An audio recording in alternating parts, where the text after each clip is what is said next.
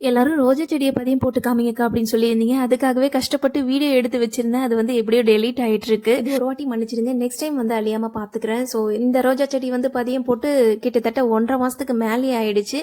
மேல நல்லாவே வேர் தெரிஞ்சிட்டு இருந்துச்சு. திடீர்னு வந்து பாத்தீங்கன்னா வேர்லாம் அழுகி போன மாதிரி ஆயிடுச்சு. சரி, அதனால வந்து கட் பண்ணிடலாம் அப்படின்னு சொல்லிட்டு இப்பதான் கட் பண்றேன். ஏன் அழுகுச்சு அப்படின்னா, இப்போ ஒரு 4-5 நாளா தொடர்ந்து மழை பெஞ்சிட்டே இருந்துச்சு. அதுவும் இல்லாம வந்து பாத்தீங்கன்னா இந்த கொக்கோ பீட் வந்து நல்லா மக்கி போய் உரம் ஆயிடுச்சு. அதனால வேர்கள் வந்து அழுக ஆரம்பிச்சிருச்சு. நல்ல ஸ்ட்ராங்கான வேர்கள் தவிர இந்த பேபி ரூட்ஸ் எல்லாமே வந்து அழுகிடுச்சு. நல்ல வேலை முன்னாடியே பார்த்து நான் கட் பண்ணிட்டேன். இல்லைன்னா கொஞ்ச நாள் விட்டுருந்தோம் அப்படின்னா செடி வந்து அழுகிட்டு இருக்கும்.